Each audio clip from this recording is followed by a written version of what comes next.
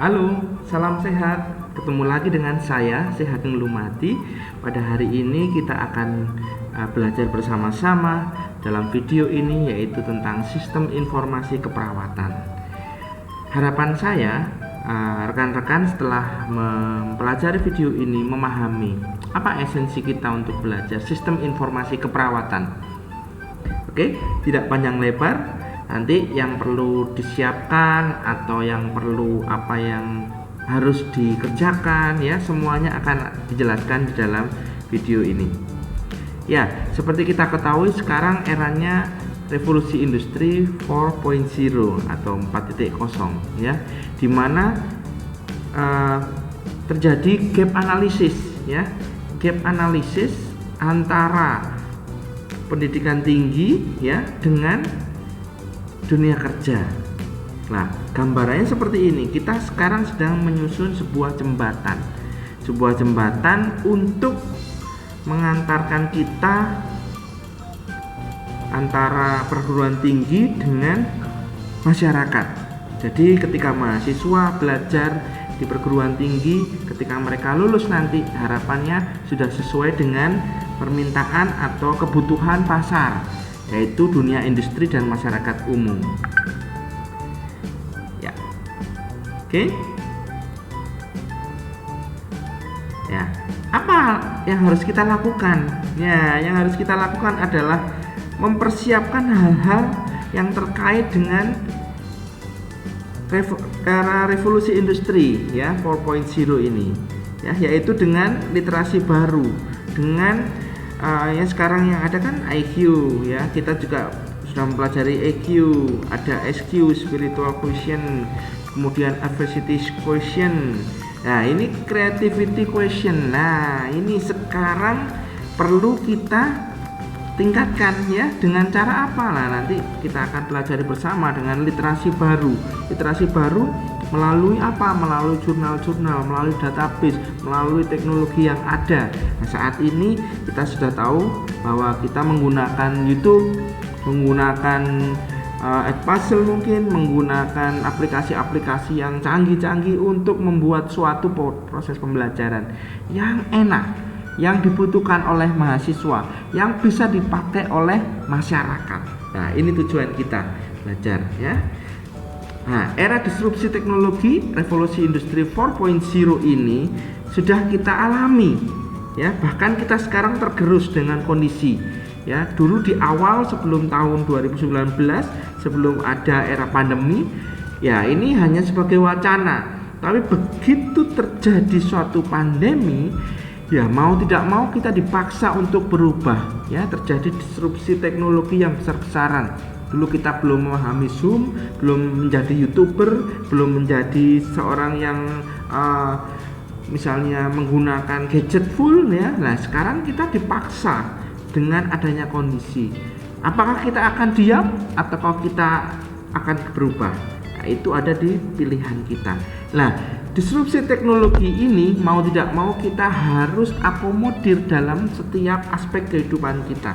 Coba dulu kita naik mobil ya, lewat tol kita bayar tunai ya, dengan ada yang jaga, dengan iklan yang dulu itu yang seorang perempuan ya, yang iklan di tol ya, itu sekarang sudah tidak ada lagi. Mereka ya sudah memanfaatkan e-tol, e-money ya, kita membayar langsung dengan kita klik saja.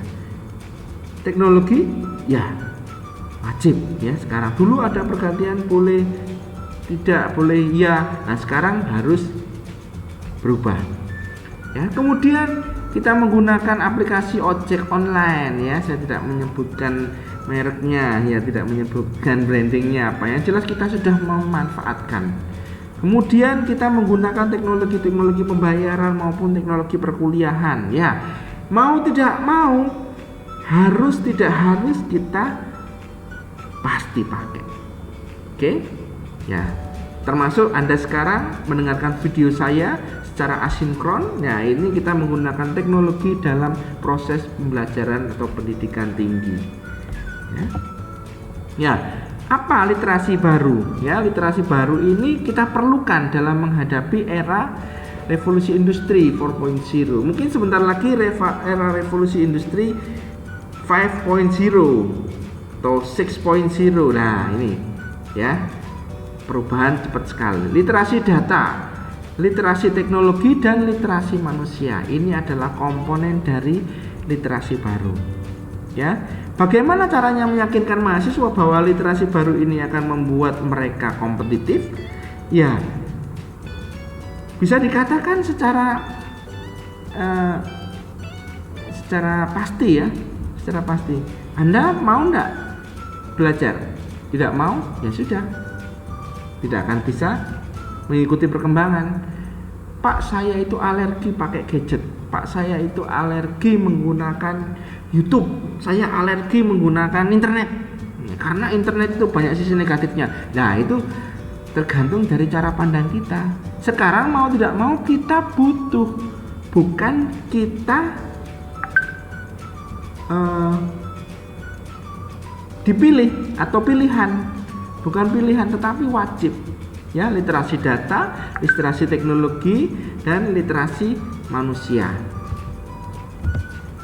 Ya, jadi literasi baru perlu kita pahami bahwa ini harus kita ikuti dan kita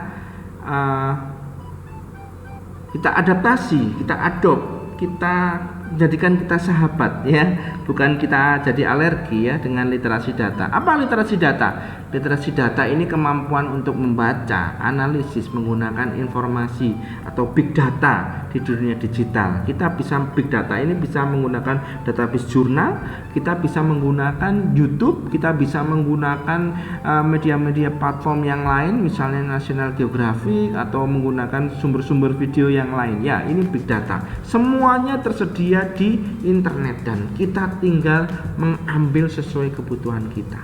Ya, kemudian literasi teknologi lah, teknologi coding, artificial intelligence, virtual reality, ya augmented reality yang biasanya dipakai game orang-orang itu, anak kecil itu ya augmented reality. Nanti kita perkuliahan akan menggunakan itu juga, ya mengarah ke arah situ. Oke, yang terakhir yang tidak kalah pentingnya adalah literasi manusia, di mana di sini ada humanities, komunikasi, dan desain. Bagaimanapun semua yang disediakan itu bila kita mengabaikan literasi manusia sangat berbahaya sekali. Kenapa? Sisi kemanusiaannya harus tetap dipegang teguh. Dalam arti apa? Ketika kita mampu menggunakan teknologi tapi kita tidak bijak menggunakannya, sangat berbahaya. Ya, itu. Oke. Ya, literasi manusia ini saya jelaskan tadi ya, agar manusia bisa berfungsi dengan baik di lingkungan manusia, ini perlu humanities, komunikasi, dan desain. Ya, nah pendidikan tinggi atau university perlu mencari metode untuk mengembangkan kapasitas kognitif mahasiswa, ya, dengan cara ini berpikir kritis, ya. Kemudian creativity thinking, kita menggunakan project based learning. Ayo silakan kita kasih project. Nah, mahasiswa mengadop projectnya harus bagaimana, mereka menggunakan kreativitas. Mahasiswa itu kreatif sekali ya. Sumber-sumber bangsa, pembangunan bangsa nanti adalah mahasiswa. Jadi kreativitinya jangan dihalangi ya, biarkan mahasiswa berkreatif. Ya, Anda saat ini mendengarkan video memikirkan apa ya nanti yang bisa saya produksi dengan belajar sistem informasi keperawatan ini. Oh, saya akan membuat suatu home care keperawatan. Saya akan membuat layanan keperawatan online misalnya. Saya akan membuat konsultasi keperawatan online. Nah, itu ide-ide yang mungkin mahasiswa nanti akan mencetuskan ya. Keterampilan di sini kepemimpinan, kemudian teamwork ya. Leadership tanpa followership adalah kosong ya. Followership tanpa leadership jadi juga kosong ya, tidak bisa berjalan. Leader tanpa follower ya bukan leader namanya ya, kerja sendiri-sendiri. Dan ini adalah teamwork. Teamwork mengarah kemana? Ke tujuan atau sasaran organisasi. Visi, misi, tujuan, sasaran organisasi, itulah tujuan dari diadakannya teamwork. Misalnya Anda sekarang dikasih tugas, teamwork Anda tugasnya supaya terselesaikan dengan baik dan mendapat nilai A. Ini seperti teamworknya supaya Anda mendapat nilai A, lulus dan sukses, ya. Kemudian kematangan budaya, kelincahan, kematangan budaya, ini cultural agility, ini penting sekali. Kenapa? Ya, jadi supaya kita menjadi fleksibel, kita menjadi seseorang yang mempunyai kemampuan beradaptasi dengan lingkungan dengan baik. Sangat penting. Kenapa? Karena nantinya dengan banyaknya informasi yang masuk, era globalisasi, kita menggunakan komunikasi dengan baik dari luar, kita akan menghadapi banyak tantangan. Kita tidak kehilangan budaya, tetapi kita tidak kehilangan kesempatan untuk eksis, ya. Bahkan mengenalkan budaya kita keluar. Ya, seperti saat ini kita pakai YouTube untuk perkuliahan, semuanya bisa melihat, termasuk mahasiswa dari luar negeri. Mereka ingin belajar bahasa Indonesia, ya mereka masuk ya ke channel kita, kemudian mereka ikut belajar. Nah, ini cara-caranya. Entrepreneurship termasuk social entrepreneurship, ya, harus merupakan kapasitas dasar yang dimiliki oleh semua mahasiswa. Nanti kita akan adopt ini, ya, dalam pembelajaran melalui project based learning, ya, melalui general education ekstrakurikuler, ya, dan termasuk magang kerja, ya, atau yang sekarang nanti merdeka belajar. Nanti Anda akan dapat kesempatan untuk merdeka belajar di lapangan, belajar di perguruan tinggi yang lain, ya, belajar di prodi yang lain. Mungkin Anda ingin belajar tentang IT, Anda ingin belajar tentang bagaimana dasar-dasar program atau web base, ya, atau Anda mau menjadi multimedia concern atau menjadi ahli multimedia expert, ya. Nah, itu Anda bisa ambil kuliah di tempat yang lain, itu merdeka belajar, ya. Oke. Solusinya generasi revolusi industri 4.0, ya, itu general education ditambah kompetensi revolusi industri. Jadi itu yang kita akan siapkan, ya. Kita akan siapkan dengan kegiatan ekstrakurikuler, ya, dengan general education, kemampuan kognitif, literasi baru tadi, ya, 3 hal literasi baru, ya, dan belajar sepanjang hayat, ya, berpikir kritis, sistematik, lateral, dan tingkat tinggi, entrepreneurship. Nah, ini nanti yang akan kita adopt dan kita semua ramu dalam pembelajaran, ya. Dalam SIK, sistem informasi keperawatan, ya, di sini nanti kita belajar manajemen berbasis komputer, ya, di mana banyak sekali kegunaannya. Namun pemanfaatan sistem informasi manajemen di Indonesia masih banyak mengalami kendala, terutama dalam profesi keperawatan. Nah, ini tugas kita nanti, ya. Sistem informasi ini dibedakan 2, ya, manual dan sistem informasi berbasis komputer atau CBIS, Computer Based Information System, ya. CBIS atau selanjutnya disebut sistem informasi saja, ya, adalah jenis sistem informasi yang menggunakan komputer, ya. Sistem informasi ini suatu sistem buatan manusia yang secara umum terdiri dari berbagai komponen, ya, berbasis komputer, dan manual yang dibuat untuk menghimpun, menyimpan, mengelola data serta menyediakan informasi keluaran kepada para pemakai.